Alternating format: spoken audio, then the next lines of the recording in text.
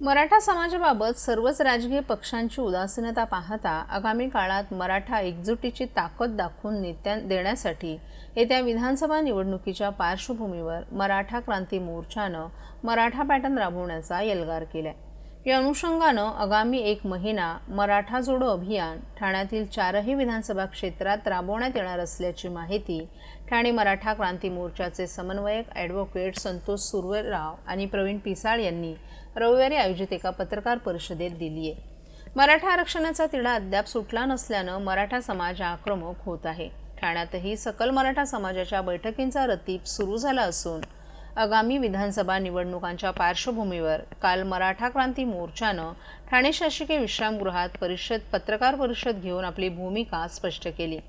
या पत्रकार परिषदेला प्रवीण पिसाळ, प्रवीण कदम, दत्ता चव्हाण, दिनेश पवार, रमेश चौधरी, संतोष पालांडे आदींसह मराठा क्रांती मोर्चाचे पदाधिकारी आणि कार्यकर्तेही उपस्थित होते। मराठा क्रांती मोर्चाने काय ठरवलंय? मराठा जोडो अभियान हे नेमकं काय आहे? जय शिवराय। मी संतोष सुर्वेराव, मराठा क्रांती मोर्चा ठाणे।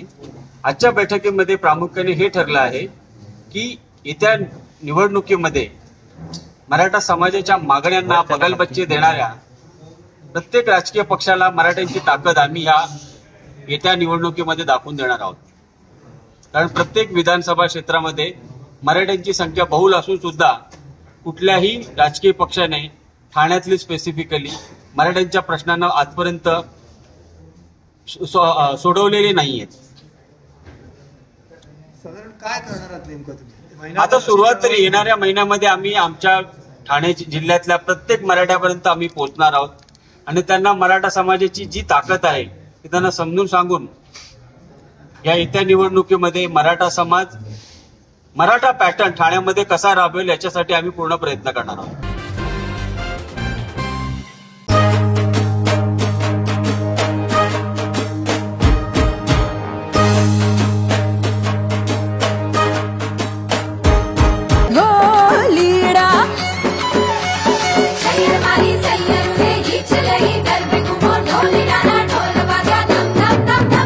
घेरदार घूमता रूपरू झूमता हैया ने चोरे गोरी तमे मन गाली धामो हीरा।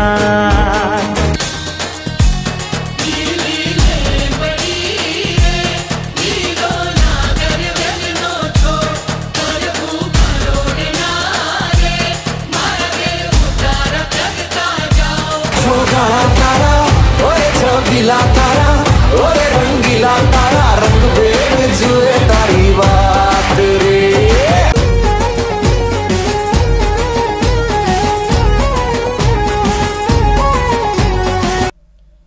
नवयुग मित्र मंडळाच्या नवरात्र उत्सवात तेलुगू समाजानं विशेष कार्यक्रमांचं आयोजन केलं। या उत्सवाचं मुख्य आकर्षण ठरलेला भातुकम्मा हा पारंपरिक तेलुगू कार्यक्रम फेडरेशन ऑफ तेलुगू समाज असोसिएशनच्या महिला सदस्यांनी साजरा केला। या कार्यक्रमात महिलांनी पारंपरिक वेशभूषा करून उत्साहानं सहभाग घेतला। भातुकम्मा हा तेलुगू समाजाचा एक महत्त्वपूर्ण सण आहे जो नवरात्रोत्सवाच्या काळात साजरा केला जातो। या उत्सवात महिलांचा सहभाग विशेष महत्त्वाचा असून त्यांनी पारंपरिक नृत्य, गीत आणि धार्मिक विधींचं आयोजन केलं।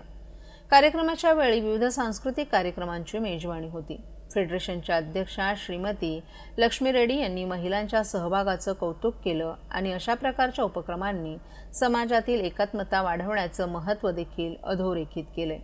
या उत्सवात विविध वयोगटातील महिला आणि पुरुषांनी मिळून उत्साहानं सहभाग नोंदवला, ज्यामुळे नवरात्र उत्सवाला एक नवीन रंग प्राप्त झाला।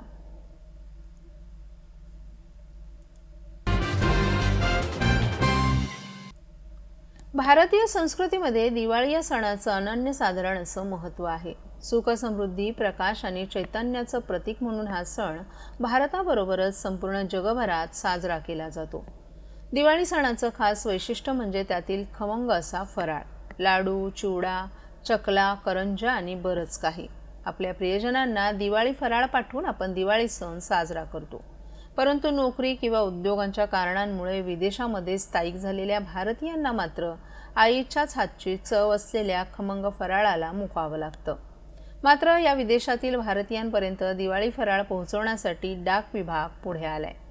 ठाणे विभागातील बरेचसे उच्च शिक्षित तरुण तरुणी जगातील विविध देशात कार्यरत आहेत आणि आपल्या कर्तृत्वानं भारताचं नाव उंचावत आहेत.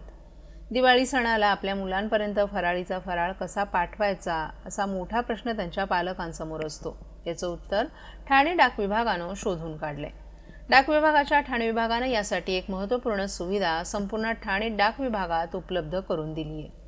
या सुविधेअंतर्गत पोस्ट ऑफिसच्या माध्यमातून जगभरात दिवाळी फराळ पाठवण्याची सुविधा उपलब्ध करून देण्यात आली आहे. काही खास पोस्ट ऑफिसमध्ये फराळाचे वाजवी दरात सुरक्षित पॅकेजिंग आणि विशेष बुकिंग काउंटर सुविधा उपलब्ध करून देण्यात आली आहे. डाक विभागाच्या speed post, registered post, ITPS या विविध आंतरराष्ट्रीय मेल सेवा उपलब्ध असून या सेवांचे दर खाजगी कुरिअर कंपन्यांच्या दरापेक्षा बरेच कमी आहेत. सोबतच जलद सेवा आणि डाक विभागाची विश्वसनीयता ही डाक विभागाच्या सेवेची वैशिष्ट्ये आहेत. ठाणे डाक विभागाच्या या सुविधेमुळे आता पालकवर्ग आपल्या विदेशातील मुलामुलींना तसंच प्रियजनांना खास घरगुती आणि भारतीय बनावटीचे फराळ पाठवू शकणार आहेत. या सुविधेचा लाभ ठाणे डाक विभागातील सर्व नागरिकांनी घ्यावा असं आवाहन समीर महाजन, वरिष्ठ अधीक्षक, ठाणे डाक विभाग यांनी केलं आहे.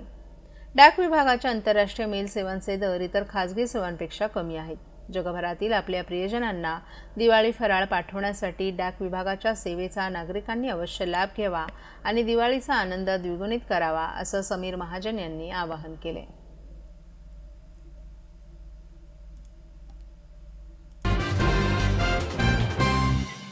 महाराष्ट्रातील भगिनींना आधार देणारी राज्य शासनाची मुख्यमंत्री माझी लाडकी बहीण योजना. या योजनेअंतर्गत अल्प उत्पन्न गटातील 21 ते 65 वयोगटाच्या भगिनींना मिळणार दरमहा 1500 रुपयांची मदत.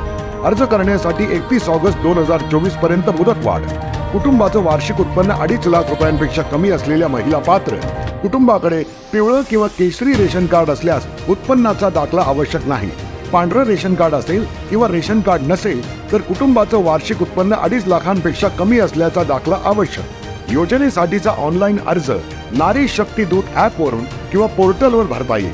ज्या भगिनींना ऑनलाईन अर्ज भरता येत नसेल त्यांच्यासाठी अंगणवाडी, ग्रामपंचायत, वॉर्ड ऑफिस, सेतू सुविधा केंद्रामध्ये किंवा आशाताई बचत गटाच्या CRP यांची मदत उपलब्ध. आता आपल्याला अभिमानानं म्हणता येईल, सुखी आणि सुरक्षित आहे माझी लाडकी बहीण.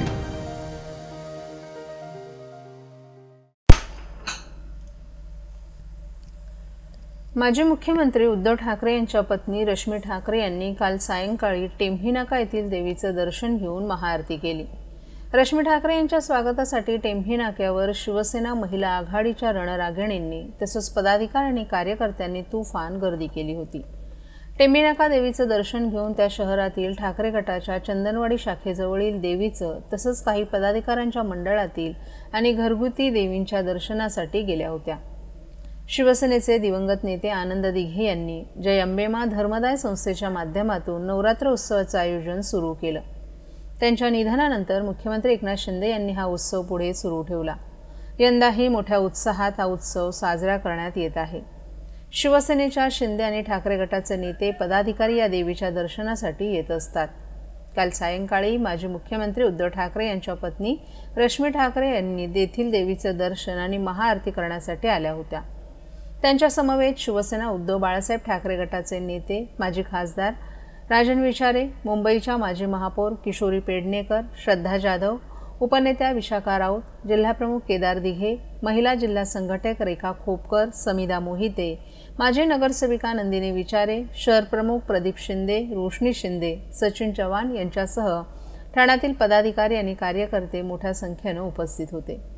त्यानंतर रश्मी ठाकरे यांनी ठाणे शहरातील ठाकरे गटाच्या चंदनवाडी भागातील मुख्य शाखेजवळील देवीचं दर्शन घेऊन रामचंद्र नगर येथील एका पदाधिकाऱ्याच्या नवरात्र उत्सवात त्यांनी भेट दिली. तसंच शिवसेना उपनेते स्वर्गीय अनंत तरे यांच्या निवासस्थानी जाऊन त्यांच्या सार्वजनिक नवरात्र उत्सवातील देवीचंही दर्शन घेतलं. तसंच यानंतर राबोडी भागातील एका पदाधिकाऱ्याच्या नवरात्र उत्सवातही त्या सहभागी झाल्या होत्या.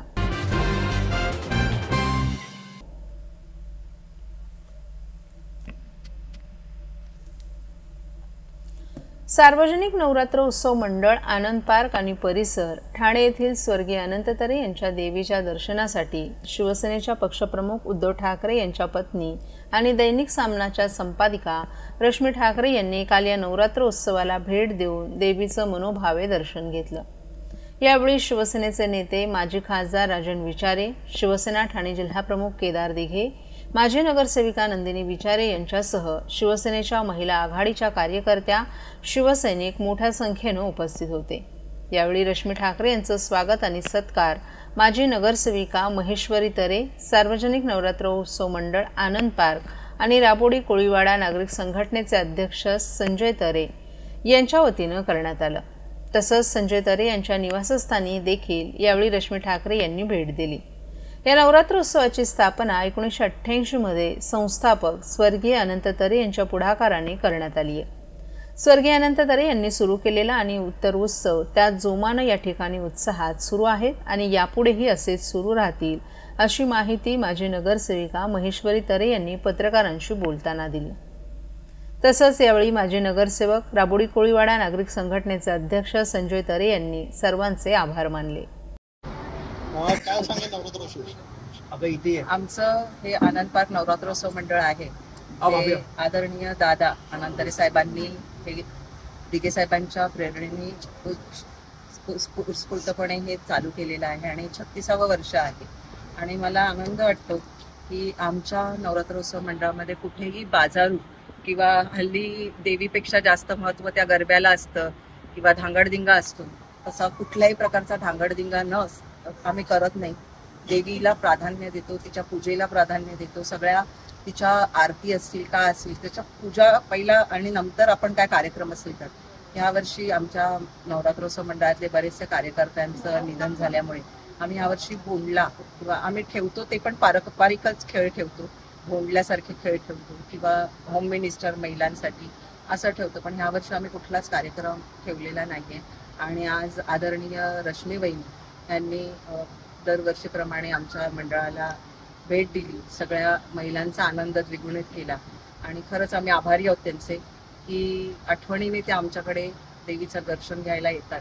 आणि अशाच प्रकारे आम्ही पुढे पण हे जे मंडळ आहे की तुम्ही एक फेसबुकला बघितलं असेल की त्यांनी सांगितलं की नवरात्रीत जागायला तुम्हाला वेळ नाही पण गरबा खेळायला वेळ आहे, तर तशा प्रकारचं आमचं कुठलंही आम्ही प्राधान्य अशा गोष्टींना न देता आजही आजच्या काळात पूर्ण भक्तिभावाने हा नवरात्रोत्सव साजरा